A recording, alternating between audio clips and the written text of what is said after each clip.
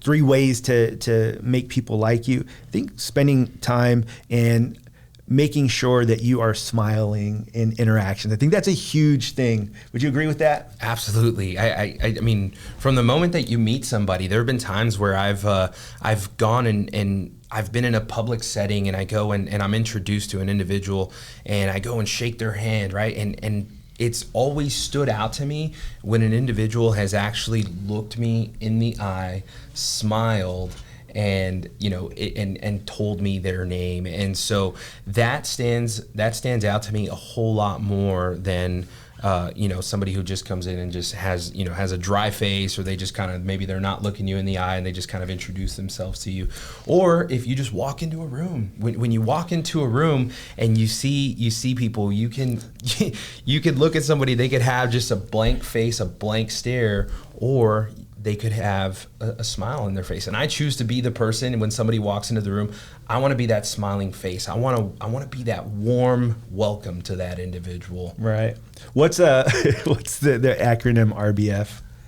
Sorry. Yeah, RBF. Yeah. Figure that out. It's Google resting face. It's not good. But a lot of times people don't realize that when they are not smiling and people look over to them, they look angry. They just kind of look like there's something that has bothered them. And it's this really weird thing, because it's unintentional, or usually it's unintentional, right? But you're less approachable. People maybe don't want to talk to you. But even in my conversations with people, I'd like to think that I smile pretty much the whole time that we're talking for most of my interactions. Obviously, like, when you're very familiar with the person, there's probably less smiles. But like when I go and I'm networking or anything like that, I'm walking around with a smile and just making sure that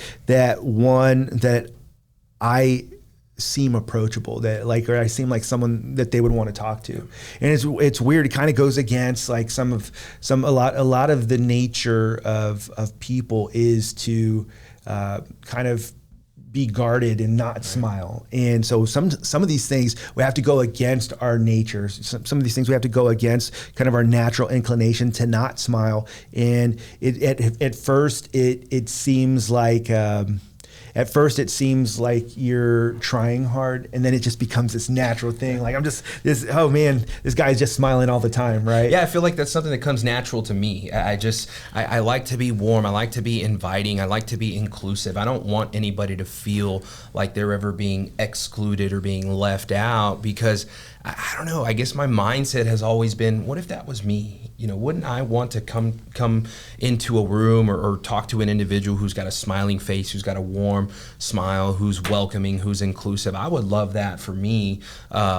So I try to be that for other people as well, right? I want to make sure that I make them feel warm and included, and just kind of comfortable in the setting. And I think another piece that goes hand in hand with the smiling, I think it's eye contact. I think that's super important, because it means if you're in a conversation with somebody and you're not making eye contact, and I don't mean you need to be staring them dead in the eye the entire time throughout the conversation, but you want to make sure that you are making eye contact, because what that tells the individual that you're having the conversation with is that you're engaged with whatever it is that they're saying. And I kind of tend to smile and kind of nod as I'm having the conversation with them, just so I'm letting them know, I'm kind of reassuring them that I am engaged and that I am listening to everything it is that they're saying. So I feel like that goes a long way, as opposed to not doing those things and just kind of looking the other way, or not